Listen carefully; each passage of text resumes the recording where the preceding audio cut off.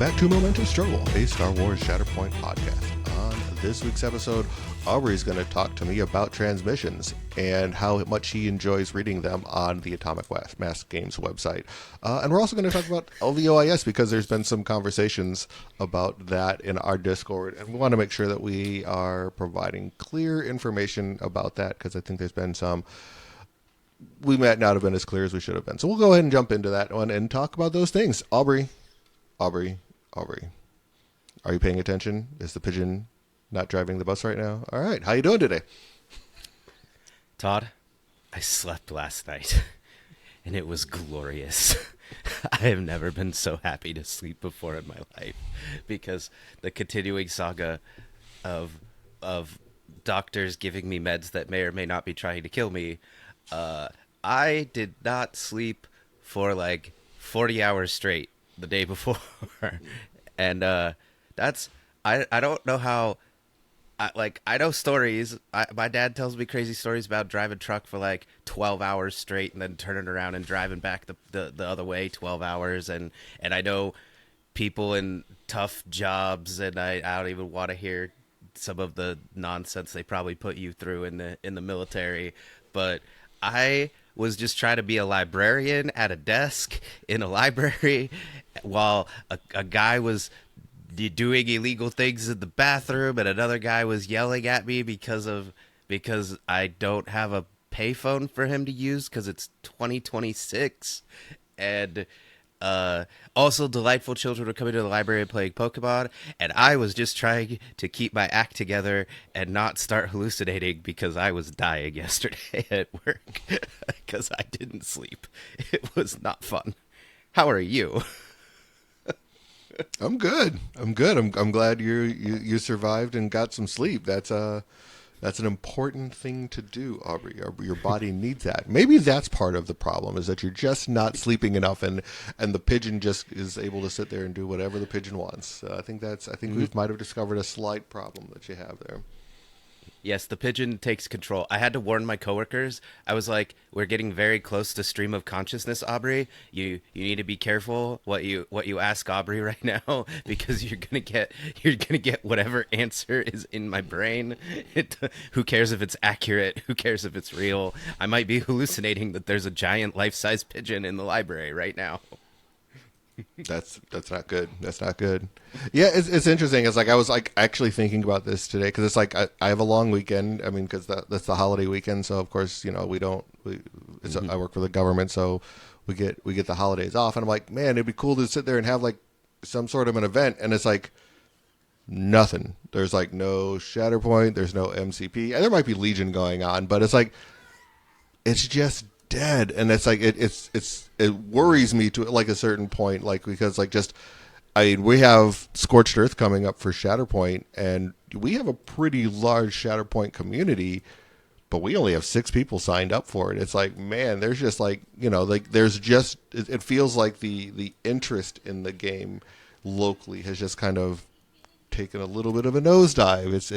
It's slightly concerning. I'm assuming it's going to turn around after we get some more releases, but there's some concerns starting to creep into the skull of myself. So I am happy to say, Todd, I'm clearly wrong in my thinking, because when I like a game and I'm deep into a game, I just want to play the game. If I win, if I lose, well, okay, everybody likes winning, but like I just want to get more games, right? I want to play, and I want to play what I want to play. It helps that I like Rebels and Revenge lists, and Cassian is having a field day with them. So I mean, I get to be the beneficiary of this good question mark meta. It's the goodest meta there is. Right? But looking around and being a little more impartial and observing, I mean, Chris Sampson is always down to get a game with anybody, and he's gonna TO the event because he's gotten enough games in with his lists, and he's like, I'm pretty clear on what I'm gonna play. Like I get it. You can only practice so much. In my martial arts, even in just a 1 hour class, my teacher will tell us, like, if we're training really hard trying to do like one technique, like you're trying to get this parry exactly correct or this attack exactly correct. After about 10-15 minutes, he'll be like, "Go do something else. Go do something else. You're gonna get sloppy. You're gonna start training bad patterns. Go take a break. Go do something else." So I get it. If you have practiced your list and you know what you're going to play at Adepticon or at your next GT or your big event, and you've practiced it, and there's nothing new getting released, yeah, yeah, I guess you wouldn't need to play anymore, and you need to go, do a palette cleanse. And I guess we need more models released is kind of my point. I don't know. I guess the different because with Magic, I feel like even when a meta was pretty stale, because there would be times where they would emergency ban stuff. They would just come out and be like, we made a mistake. This is gone now. We're sorry. Right. Move on. But I guess with Magic, you just had more. You had so many game pieces that you didn't notice this as much. But it would happen. I mean, I remember Pro Tour seasons where people would be like, this standard sucks. I'm not Right. beating my head against this broken combo deck that they should be banning, and they decided not to. So I don't know, Todd. What do you think? I mean, that's it, right? There's I don't think there's anything else going on. No. I think it's just it's there's two things to do. It's you're either playing Cassian or you're playing like if you're trying to do the competitive side of it, you're either playing Cassian or you're playing boss. Like I don't think you're playing both, but you're playing one of those or the other. So it's a matter of then that's what you play. I think people have kind of gotten to the point where they're a little over that, and I get it. If you're going to be in the competitive sense, there's like if the best thing to do is been clearly defined, you're kind of over that. And it's comparing it to Magic's difficult because like in Magic, there was always like multiple archetypes like that you Right. could do, right? There wasn't one archetype that just well, in some cases there were, but then that, like you said, the emergency ban came into place. Where this is like an emergency ban just cannot happen. You can't ban an entire model, Right. It's a different you, game. Yeah. right? And you can't just go in and you can't do an emergency tweak. I mean, they've tried. I wouldn't say they've tried to do that. I've seen them make changes like somewhat quickly in MCP, and then they've just had to go back a little while later and make another change. They did that with a model called Malekith, and it didn't work out well. It's like they made a change and it wasn't a good, like it wasn't significant enough to actually make it a impactful change to the meta. So, like I said, for what it's worth, they might be working on it behind the scenes and like working to see if there's a way to overcome Cassian, but it's not a fast process, and if it was a fast process, it wouldn't work out well. So I think that's kind of the big thing with it is like they're trying to make sure that they're doing that, but it's like in the meantime, the competitive player base is just like, this is not really doing what I want it to do, type of a thing. So I don't know. We'll play around, see what happens. Like I said, it's just I've noticed that it's like it's trying to get players to show up to weekly gameplay and to show up and do, showing up to what is a pretty large tournament for us here in Arizona, just isn't happening, and it raises a little bit of concern for me for sure. Yeah. Well, so I mean, and this is kind of my thing, and I don't know. I know I'm about to tell a bunch of nerds who like playing war games and they like winning their war games to just, back away from the Kool-Aid a little bit. But yes, I'm mixing my metaphors, Todd. That's fine. Don't worry about it. Um, but I mean, my main list is Cassian PLC, right? Like, because I've given up on my whole full Rebel Premier list. So, like, my main list is As Cassian you should. PLC. It's exactly what. Yeah, right. Shush, Todd. So, like, I'm bringing a sweaty list, but I've been going to each of my league games, and I've been saying, like, because I'm also doing what I said I was going to do and play some Inquisitors, play some Empire. I'm being a little Sithy.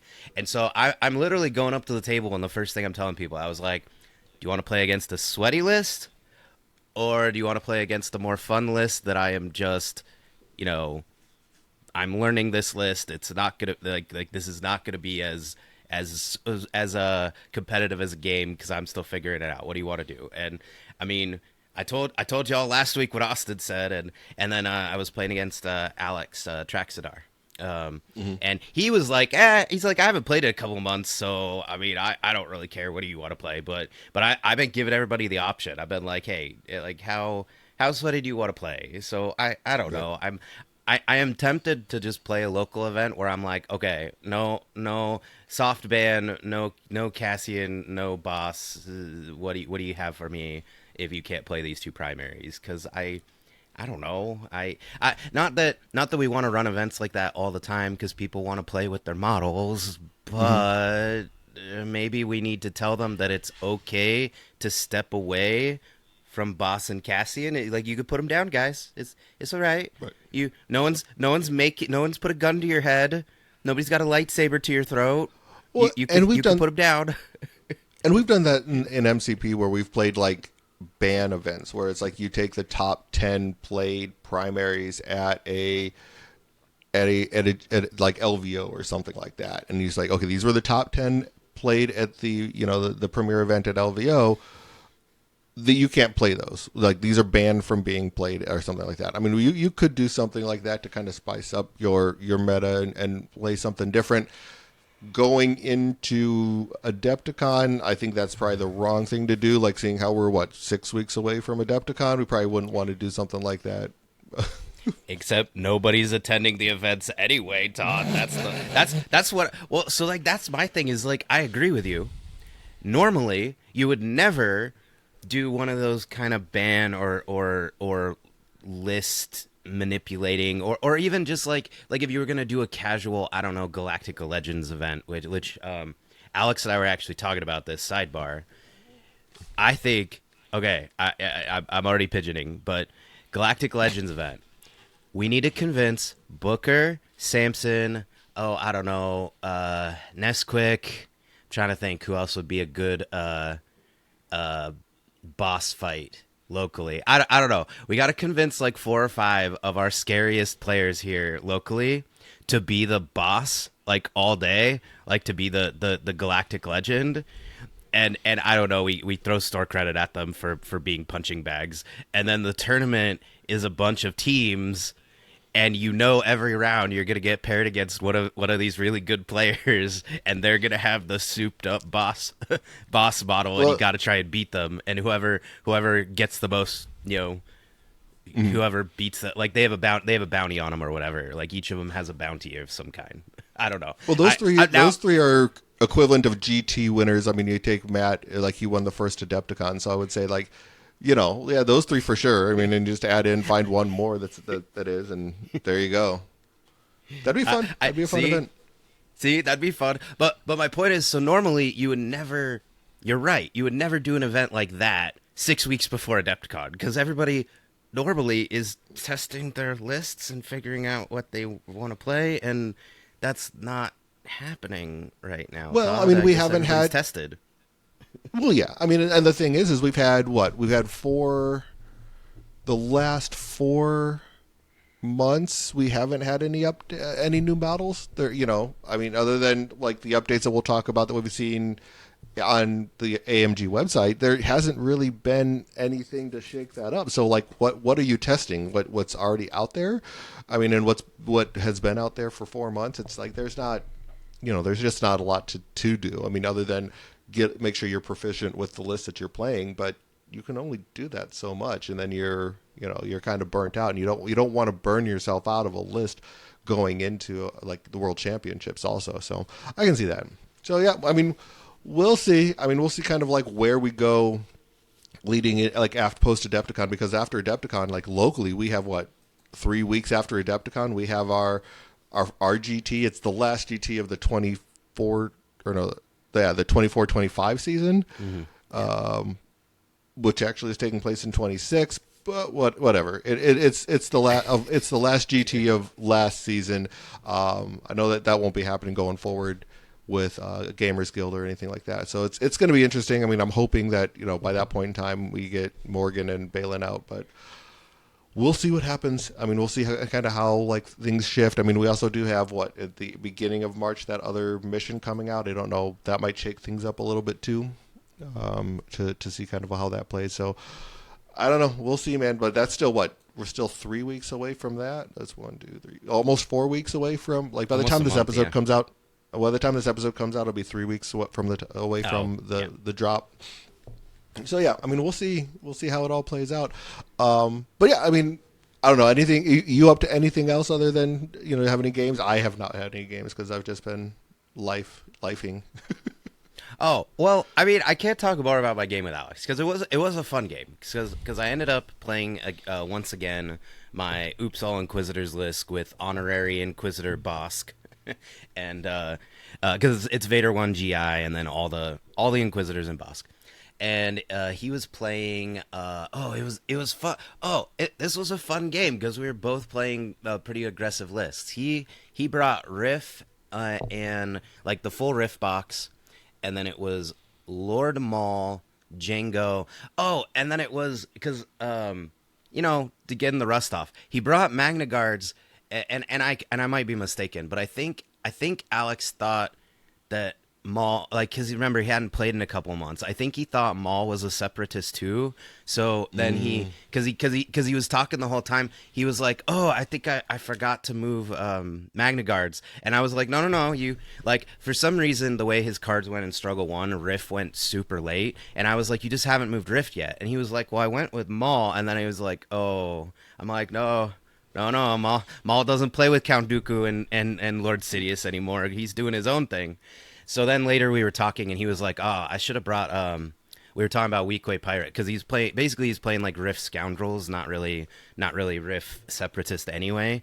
And he was like, and so we were talking about like he should have just brought Weequay Pirates, but I think he was thinking when he built the list that Maul was gonna move Magna Guards. Not that it impacted the game that much because my list really came out of the gates very aggressive, and so I his Magna Guards were basically playing defense in his back line against like my fourth sister and was it GI that got back there? One of my other models got back there, and so like his Magna Guards were basically just we were playing whack-a-mole on one of his back points where like I was shoving a Magna Guard off and then the Magna Guards were coming up and taking the point from me and then I was doing that. So we had a very good game, but he and I were talking about this and like competitive players, dear listeners, cover your ears for a minute. Don't hear this. But some of us take longer than 90 minutes to play a game of Shatterpoint. I know that might be hard to understand for those of you who are more competitively inclined. And he and I were both talking about how we're kind of brought aggressive lists. And I'm like, yeah, I don't always have 3 hours to hang out at the shop and talk to everybody who comes by. Because you know how it is, Todd. What happens when you're playing at the game shop? Inevitably. What happens as you try to play? You're in a public place. Yeah, people come by. I mean, and I've been in the gaming community, especially like here in Arizona, for a while now. Between all the games that I've played, that it's like someone's going to come up and say hi. I mean, I can't. There's nothing. I'm not saying that that's bad. I'm just saying that it happens. Like I would say that I have at least 3 people come up and say hi at some point in time when I'm playing, just because it's like I've been playing games here for so long. I know a lot of the players locally, so yeah, you're going to get interrupted. It's just going to happen. People like. We're humans. Right. I'm not complaining. I'm not saying it's a bad thing. I enjoy the social like if I wanted to play a game and not be social, I have the internet and I have video games. Like I could come on. We do this to be social with each other, not just to beat on each other with our little plastic army men. Well, okay, maybe some people do. But most of us are trying to be social. So not complain. Like this night, it's not like Alex and I said we were at Gamers Guild or made a big deal. We were just DMing. I ran into Alan, from over at IO. Well, he works for Gamers Guild now. Oh, he does? Yeah. Oh.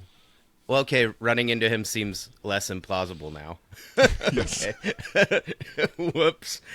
Anyway, well, I didn't know that. So, hey, I learned something. And then, like, Alex ran into a couple of his friends from, because he also plays, I think, 40K or I don't know, one of the Games Workshop. So he's talking to them. But we were both really happy because we got our game done, even with those interruptions, in, like, just a solid 2 hours flat. Because we're both playing really aggressive lists. We didn't have a ton of revenge triggers. Like we were just, and I'm I'm not trying to say AMG nuke revenge triggers because they're fun and I like the play style and everything. But there's definitely times where, like, okay, I wound your model. You have a revenge trigger. You fire back. You wound one of my models. Oh, look, I'm playing a revenge list too. Now I'm revenging against your revenge. And then, depending on what revenge you have, some of them are once per turn, some of them are not once per turn. And now you've had 4 or 5 combats go by, and you're like, whose turn is it? Yeah, Especially if you're me. right. The pigeon's like, too many dice rolls have happened. Whose turn is it? I think that happened in our game, when you were over at my house playing, I was playing Mando Mom, so of course it was like, and you're like, okay, now I'm gonna flip a card. I'm like, no, that was your turn, Aubrey. You're like, wait, what? Yeah, yeah, yep. Because it was, yep. That's exactly right. It was one of those things where I was like, not to say get away from the meta or try something else, but if you're looking for a palate cleanse and you're like me and you want to keep playing this game, it was quite refreshing to play with no revenge. It was just we're both trying to murder each other. We both had, like, when I wound a model, I get a cool thing. So we were both trying to do the same thing. Like, I again, Vader won. Oh, Todd, I felt bad for Alex. Basically, I could summarize our game as every Vader roll I had hardly any fails. Like I would have like 1, 2 on like 9 dice, 10 dice, 11 dice rolls. And so, like, it wasn't even that Alex was rolling bad. Like, he would roll like 3 successes. I mean, he had a few more bad dice rolls than me. Like, I really was running hot in this game, and that's part of how I won. And then there was a couple of like positioning things where I was like, "Are you sure you want to go there?" Like a couple of times, and that might have given me a little bit of an edge, but mainly the dice was hot, and so, like, I ended up winning the struggle. But we were just having a good time back and forth. We got a game done in less than 2 hours, and we were like, "Oh, this is so refreshing." So if you're feeling tired out there, everyone, I understand. Bring a list and an opponent who is not playing any revenge, and see how you feel after the game. That's my first PSA of this episode. Fair enough. Fair enough.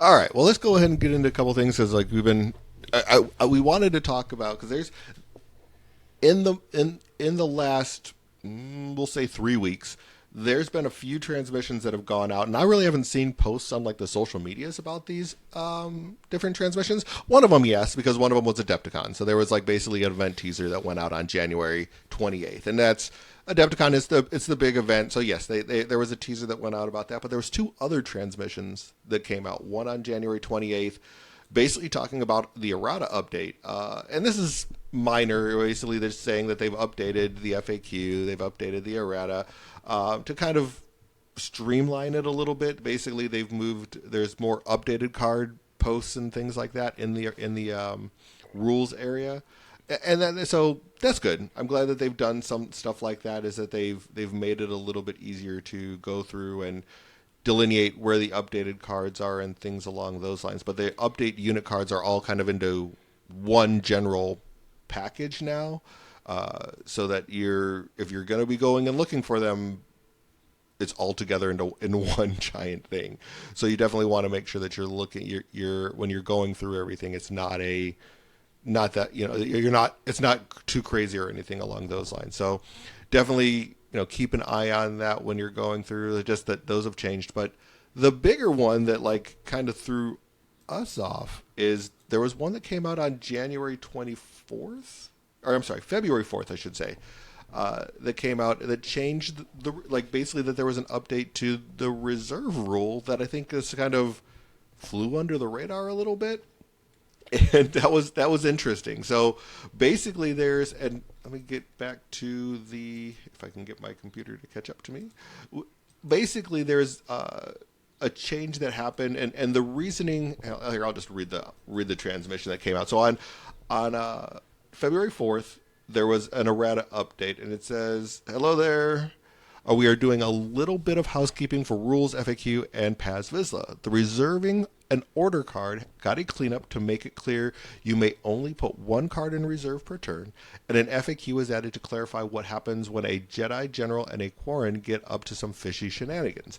Paz Vizsla is getting a change to his I'll cover the rear ability to make it clear when you check range. You'll find these updates in the Shatterpoint rule pages. So basically, when you go into the rule book, there's a under the reserving an order card, and that's on page 22 of the book. Basically, it says that you can only one unit order card can be put into reserve per turn. I found that interesting. Yeah, and I just want to, for those of you, and yes, I know I'm a librarian, so maybe I'm the only one who's paying attention to this, but just bear in mind, if you actually click on the rule book, it's going to tell you that I'm trying to see as of today. Yeah, so as of this recording, the website says that the rule book was last updated November 2024. Ignore that. That is wrong. If you click on the rule book, it was updated, January 9th? Where's the date? January 9th, yeah, January, yeah. So if you have not looked at the rule book recently, open the rule book, because there are very minor changes that were made as of this year. But it's primarily very it sounds very slight, but we're going to talk about what it's changed in the game. Sorry, separatists. But all it did is there's just one added line that says only one unit order card can be put in reserve per turn. And then they slightly modified the wording of what happens when you reveal the next unit order card. It says that unit activates and cannot be put in reserve. So basically what this means is, okay, say it's turn 1, I flip over a card and I go, I don't want to go with this primary or whatever it is. I put it in reserve. I flip over, say, Obi-Wan or No Sarai, or I don't think Lando could ever do this, but whatever. Maybe Lando's wording is slightly different. But basically any card that would say, hey, you can replace the card that's in reserve and then flip over another card. Before, now, they're saying that this was always the rule and it just wasn't clear. I don't know. But the way we've all been playing it is that you could then immediately put, say, Obi-Wan in reserve with Patience and get rid of that card you just reserved. Put No Sarai in with, sorry, I don't play No Sarai, I don't know what the ability is, but he had a similar ability where you could put him in reserve and then flip over a third card, effectively flipping over 3 cards. This means no more. If you reserve a unit this turn and then you flip over Obi-Wan, guess what? You're going with Obi-Wan. You flip over No Sarai, guess what? You're going with No Sarai. So that's it. It sounds minor, but it drastically changes how Obi-Wan plays. Because a lot of people, I'm used to Obi players doing this to me all the time. Flip, flip, flip. They've gone through half their deck because of Obi-Wan. And then same with No Sarai. No Sarai would have these little shenanigans too. Right. So, and going into the actual errata document and the FAQ document. So the FAQ basically has the question, I have used General Obi-Wan Kenobi's Patience ability to put him into the order deck into reserve. Then I reveal No Sarai's unit order card and use his opportunistic ability. What happens? So you may put Obi-Wan's unit card on top or bottom of your order deck. So you can still move that out of reserve if you want to. But then No Sarai activates since only one unit order card can be put into reserve per turn. So basically, you can still do the ability to move his card either on top or bottom, but you can't sit there and do any other reserve shenanigans because you would have to actually activate No Sarai. So that's the way that it's changed in there, and I that's the significance of the change. I think more than anything is they're really trying to get that Obi-Wan No Sarai combo kind of cleaned up and prevented. Sorry, right, and this is one of those things where I understand why they made the rule change, because there was this weird combo where you could bebop Obi-Wan around the whole table. Not that I've heard a single person doing this in a real game. I mean, maybe for fun because YOLO, but they put the kibosh on that combo. This rule fixes that. but also like I kind of feel bad for separatists because this was like deck manipulation was slowly becoming their identity, and No Sarai let them do some pretty cool things that were, not moving Obi-Wan 15 times in a turn. And so now, uh, sorry guys, I hope you get Droideka soon because I want to fight them. Right. It'll be interesting. It will be Um, interesting. and then just to cover it because it's part of this, the FAQ does have the Paz Vizsla change. It's super minor. It's just making sure that we understand exactly when you measure the within two. Because his thing is uh, when an enemy character makes an attack targeting an allied character after the effect is resolved, so after they've made the attack targeting, he has to be within range 2 of the targeted character. So Right. I think I don't remember what the wording was before, but it was probably just not clear. Like maybe people thought, because like you could shove the targeted model away, right? And so maybe people thought like it was at the beginning of the attack. So like as long as they targeted somebody and then did their attack, it didn't matter if they got shoved into Timbuktu. They could still do it. And this is making it clear after the effect is resolved, the targeted character has to be within 2. So I think that's how most people were playing it anyway. But I don't know. I get. Hey, I am all in favor of clearing up rules language to make sure it's abundantly clear what can and can't happen. Yeah. I'm looking at the errata document. I'm having a hard time understanding. It says then may make a 5 dice attack targeting the attacking character. The symbol for the 5 dice attack is a shield. I don't know what that. It we're not talking about that. Thoris said those were. Thoris said that part was wrong. It's a he makes a. If I remember right, it's a ranged attack. Let me just look. No, at he makes a Shatterpoint shield TV. attack. So he's like Captain America No, and throws his shield. no. We're Todd, crossing. listen, We're Todd. crossing the Disney streams. Yeah, yeah. Listen, Todd. You know what? You can have a little bit of MCP. We're gonna have a crossover event. It's gonna be MCP versus Shatterpoint. I'm gonna force throw the Hulk, and then he's gonna chuck a building at me. Yep. But it only does 3 damage. You won't get that reference. Oh, But that's all right. poor Hulk. No fun for you. Let's see, Right. Pez Vizsla. Although maybe Shatterpoint DB's already updated this, but wait, do I not know how to spell Paz Vizsla? Apparently, I No, don't you know how to don't. spell Paz You Vizsla. don't. But yeah, it's interesting that that they're making these changes. I mean, Paz. I don't like Paz doesn't see a lot of play to begin with, like on the competitive side. So I don't think it. I don't know if that this is going to impact like competitive play in any way. But like you said, the order deck change I think is the most impactful thing, especially going into Adepticon, that people need to be aware of. That change took place for sure. Yeah. Oh, it's so Shatterpoint DB hasn't updated it, so that's actually a good thing for us. So what it was before is the wording was after they make an attack targeting an allied character within 2. So actually this is so maybe we weren't playing. See, I'm rewriting history. Be careful, everybody. Our brains will just invent stuff. So this is a change. It was basically. It used to be you would if they got targeted and they were within 2 of Paz, it would trigger there. Now it's after the attack is finished. So this is okay. All right, ignore everything I just said. This is a literal change because now I they I want do it most to of the be time. after the ability.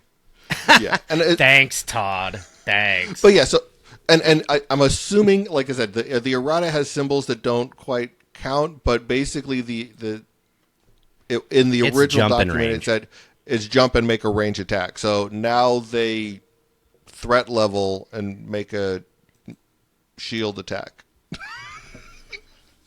Is that what that is? Because I'm like these. Because Thoris said they were MCP symbols, and I'm They're- like, okay, I don't remember. I They played they one are MCP game. they're MCP symbols. Like the other one is like the defensive dice that you roll. So I'm like, We're not, Todd. Shh, we're not.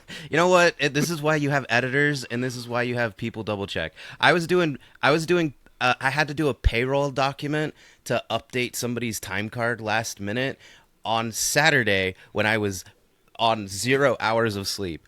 I literally asked one of my coworkers, my second in command on my team. I was like, "Come here, sit down, check this date with me and this number, and this date with me and this number, and this date with me and this number." And he's like, "Yeah, they're all right." I'm like, "I'm on 0 hours of sleep, and if I get this wrong, somebody gets their paycheck messed up.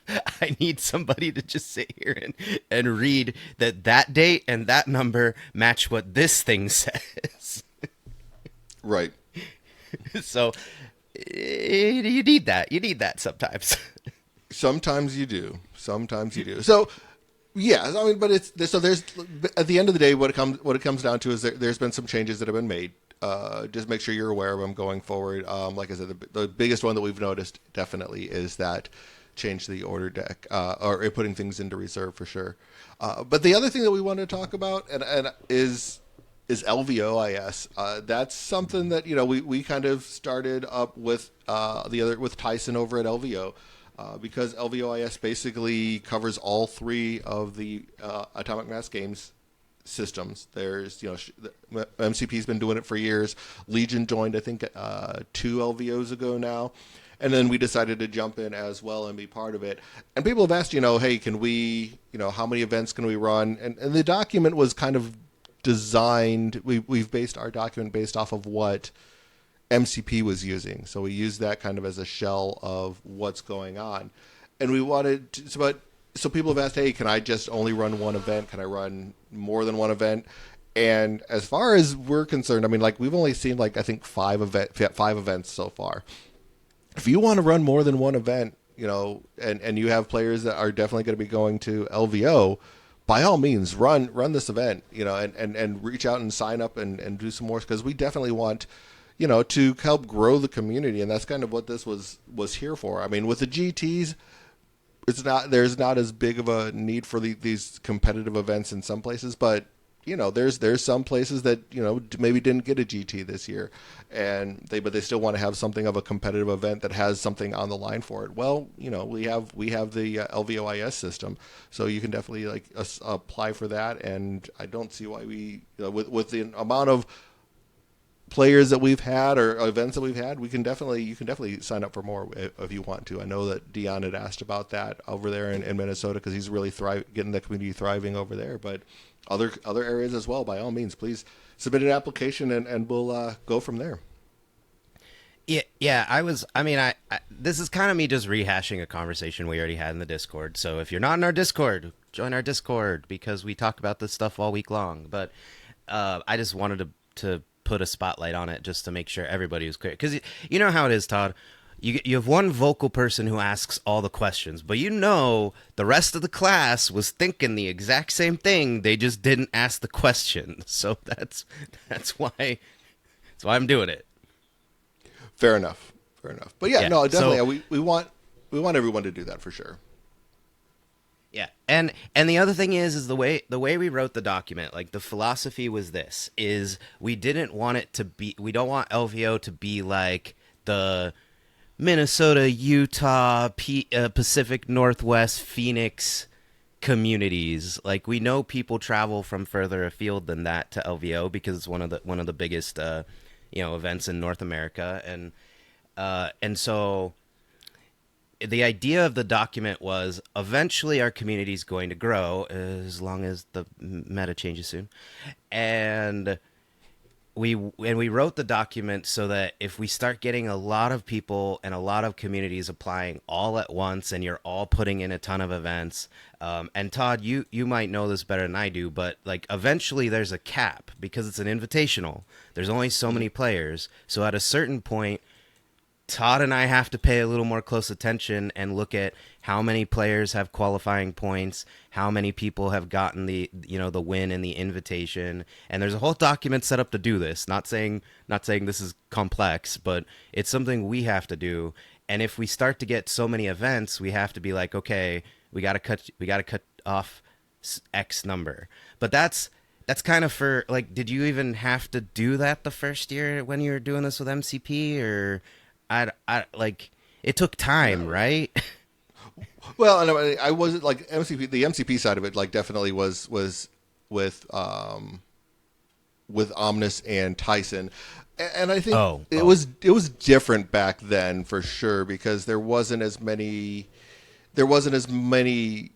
competitive events going on. You know, the GTs didn't exist. Organized play was a lot lower back then, coming from AMG. So without a doubt, I mean, this was a very different back then for sure. yeah, yeah. So the basic point is I don't want to tell you that the rules are more like guidelines, but this is year one of us doing this for Shatterpoint, and not everyone listens to this podcast. I know, shocking, shocking. Not everyone knows about the history of the LVOIS system. That Legion does this, MCP does this. So it's gonna take time for us to grow this idea and to get the word out. So, like, yes, we have rules about you can only have an event every 90 days. Yeah, you can only run so many qualifiers and we might deny you. But I guess my PSA for this is let Todd and I worry about whether or not we're giving you too many events. Because we will eventually go, okay, Dion, you've run 27 qualifiers. We gotta cut you off. Right. But we're not going to anytime soon. So Dion, please Yeah, put in an application. yeah. This is just a love letter to Dion. No, the idea is that if you are looking for something in between a GT, we're trying to. This is just supposed to bridge the gap, and it can be an existing event. If you have a local con, like we do Scorched Earth, we do Smite Club. I mean, I could see a world where maybe someday we're doing some kind of event at Phoenix Fan Fusion, but I don't know if I want to dig into that. I'm just providing you all with examples. If you have some local event that you already have a successful turnout for, it's not like you have to create a separate special LVOIS event. No, just take an existing event, apply for it to be either a qualifier or an invitational, and we're probably going to be more inclined to approve that one because you already have an existing event. That's a slam dunk. Like, just Right. add the extra label and hit send.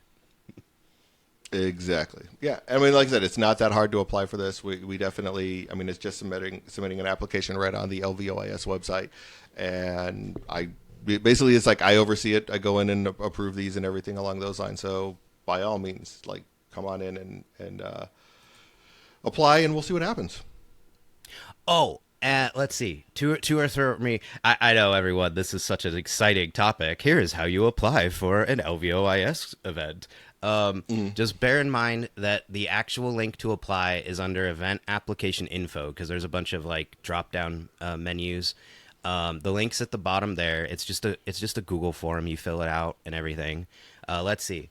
This is not just a North American thing. Now, obviously, I mean, you can run this anywhere, but if none of your people are going to be coming to Vegas, I don't know why you would. But if you're overseas and you got a group of people who are planning to come to Vegas, because it'd be fun and we'd be happy to see you, you can run these anywhere. That's okay. And then, and then make sure TOs. You got to send in the results. You got to turn in the results to Todd, so that we know. Because what we do is we track like the invitational winners, because obviously that's what it's for. They get an invite, and then the qualifying points are important because people will get put in based on their qualifying points. So make sure you tell us the results of your event because you might have forgotten that step. Wink, wink, nudge, nudge. Fair enough. But yeah, I mean that's about it, really. I mean, we're excited for this. I mean, we definitely want more players to come out and have a good time and enjoy this for sure. So please come out, enjoy and sign up and show us what you got and what kind of events you want to have. I mean, and there's not we would want to see at least 8 players for each one of these events, but we understand that at the same time sometimes that's not going to happen too. Oh yeah, yeah. There's not like, I mean, obviously, if you have like a cool local weekly event that like 4 to 6 people show up for because that's your core group, yeah, okay, that's not maybe the best thing to do for a qualifier. But if you apply for an event like that because you're hoping that you'll get more people from further afield, like if you have a smaller event that you're trying to boost the numbers of, like that's a different story. But the idea is to try and get at least an 8-person event, 8+ person, just because you want it to be a little more competitive. Like the idea is this is a stopgap between GTs, so it should be fun, but it should feel a little more competitive than just hanging out with your buddies and moving minis around. Exactly. But yeah, I'm excited. I'm definitely excited to see what happens and what we do, and how this all goes. I mean, it's going to be. We're trying to basically, I guess, provide more of an outlet for more people, because we kept on hearing so many people upset about not getting GTs, and I mean, we've seen it again this year where there's people that didn't get GTs that may have had GTs in the past, and it didn't go over well, I would say, for some of those individuals. They were pretty frustrated with it. But you know what? Todd, Kenny can hear you. Shh. Yeah, Kenny, we got something for you, baby. Come on over. Come on over to see Todd. Todd will take care of you. He'll give you a big hug because I love you. Poor Kenny.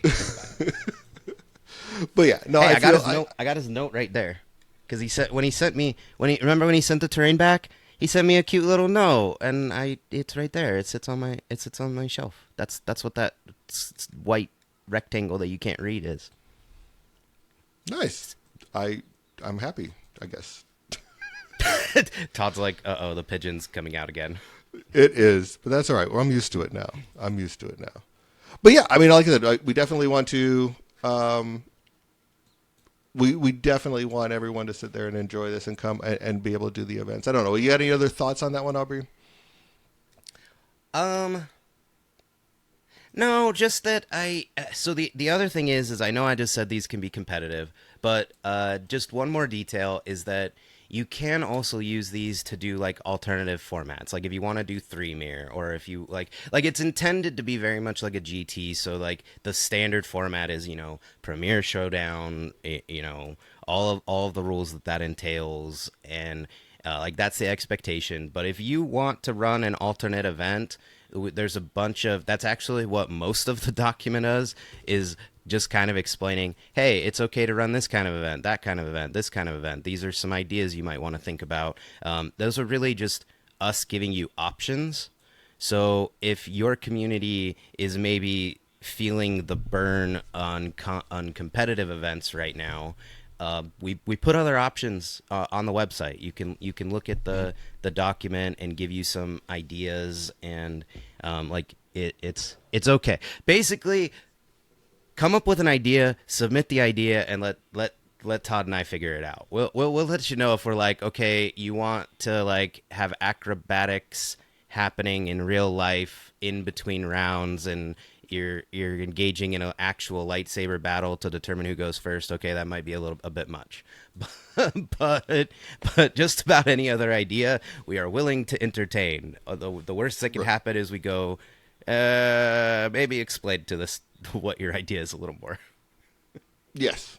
But the other thing I would say is, if once you do run these events, also we do have a follow-up where we want you to submit the points, submit the participation, because it's based off of, even if you don't qualify, even if if we do an automatic qualifier, the person who takes first place is going to actually automatically qualify for the LVO, the invitational there. Everyone who takes 2nd through 8th place gets points to sit there and potentially make it as well. So we need whoever the TO is to submit the events, the top 8 for each one of those, so that we can sit there and calculate that. As we get closer to LVO, we can sit there and start sending out the invitations to the players and make sure that they can actually come to the event and things along those lines for the invitational. And the invitational will be a 32-player event of all people that have qualified or met the points, and there will be a last chance qualifier as well at LVO for those, to kind of make sure that we fill out that 32-player event. Yeah. It's exactly what it sounds like. Again, the website might feel intimidating. Even when I was looking for, okay, where did we put the Google form that people could submit so I can send it to somebody?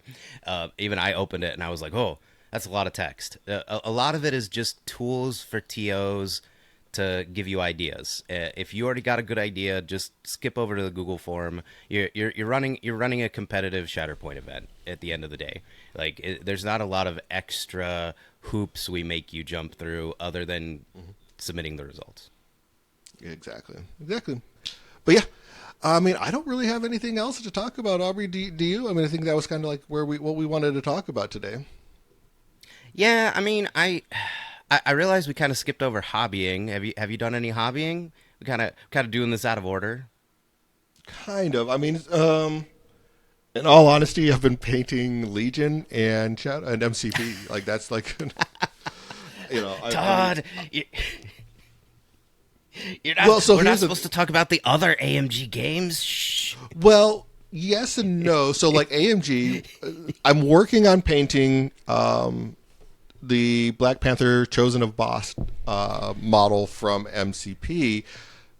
And Nice. depending on where I get with that particular model, I may end up submitting it to the Worthy. So that's kind of, and the Worthy is the only painting competition that you can do for AMG officially. So we'll see how I feel about it as I go along. I have, like, basically, I've spent probably like 10 hours now working just on the base and the Panther that comes on that. So if I depending on how I feel and how it turns out as I go through the painting of it all, I may end up submitting it to the Worthy, just to see kind of like just to get the feedback, because I know I am not a gold level winning painter by any means, but I would like to see the feedback compared to when I submitted it the last time, and what the results are from that one. So that's kind of where I'm at with it. Is just I've been doing that just because, like I said, it's potentially submitting that to the Worthy since we're 6 weeks out. Hey, well, good luck. I hope the process goes well. I think I'm going. I haven't done a ton of hobbying, but I think I'm gonna try and work on getting some more of those highlights done on it because I've got at this point I've got like three or four different tables that I really need to go back and do the highlight work on. Like it's getting out of hand. Like they have the base on, but I need to finish them. And then, well, if you're watching on the YouTube, I guess you could see I started printing the Vanguard Ridge set from Imperial Terrain. Again, if you haven't gone over to Imperial Terrain, not a sponsor of the cast. I just think their stuff's cool. But these suckers, oh my word! Warning: those of you who are 3D printing people, this thing, even at like just 10% infill, took like 8 or 9 hours for my bamboo lab to print. Like this is not Fractured City. Like this thing took forever. Like this is just one structure, and I mean they look cool and they've got a lot of modular ways to set up. Like it's a cool set, but my word, it was like, okay, I guess I'm turning this on overnight and hoping it doesn't explode because I was expecting it to be like 4 or 5 hours, like a little bit more. No, no, it was a long print. So, I mean, I'm just doing the 3D printing, and I had a friend of ours who she does D&D with the fiance, but they keep pestering me to try and uh, print minis for them, even though it's FDM, not resin. And so I tried some Reddit tips and tricks that were supposed to make the model come out a little better and a little more detail on an FDM printer. Like literally, we're talking a mini is like 5 grams of filament, and the print took like 3 hours to print because of all these settings and tweaks that are supposed to make it like resin. Yeah, no, it didn't work. It didn't work at all, Tom. It didn't look if you want to print minis, just go get a resin printer. Like just full stop. Like unless it's bigger. Like if you're, it's weird because once you get into like the bigger scale, then you can start the FDM again because Mm-hmm. bigger scale, less worry about the details. So I don't know. I just been doing the 3D printing thing, and I mean, let's be honest, I was dying this week. I spent most of the week sleeping and then not sleeping. So I this is not a good week for me in terms of getting things done, but I'm excited to kind of get back into doing a little bit more painting, a little bit more kind of the I'm terrible about this, Todd. I like doing base coats. I like doing the like a little bit of details, but when it comes time to finish the model, the pigeon's like, well, what if we just started a different thing? That is so not surprising when it comes to you at all. At all. Yeah. So my goal is to finish some things. There we go. Fair enough. Fair enough. Yeah, I think you're more of a slap chop method of painting, where it's like, okay, just do the base coat, put a little bit of a wash on, dry brush, move on to the next. I think that's kind of like your methodology, because like if you have to focus a little any longer, you're like, nope, I'm done. So makes sense. Yeah. I'll get there. Todd, you're giving me too much credit. Sometimes I forget to do the dry brushing. I put the wash on and then I walk away, and then I'm like, oh, I missed a step. Yes, yeah, that's fair enough. I can see that. All right, well, let's close it out there, and basically just kind of like thank everyone here. I want to thank all of our listeners for tuning in, listening to us. We appreciate all of you guys. Without you, we would be just talking into the void, and no one would be listening other than me and Aubrey. And I don't think I can just handle just me being the only person listening to Aubrey, because other people need to understand the pain and suffering that I go through on a daily basis. But that's all right. I appreciate all of you guys for joining in with that. But the best, if you want to support the podcast, the best way you can do that is by becoming a Patreon. For as little as $1 a month, you can support the stuff that we do, which is like going to Adepticon and streaming and things along those lines. If you don't want to do that, you can always rate, review the podcast on whatever podcast platform you're listening to us on, or if you're watching us on YouTube, like, subscribe, do all that good stuff. Leave a comment. Let us know what you think about that. But other than that, if you want to sit there and be a great painter like Aubrey, just remember, all you have to do is skip a step or two and forget that you were painting. Have a great day. May the force be with you.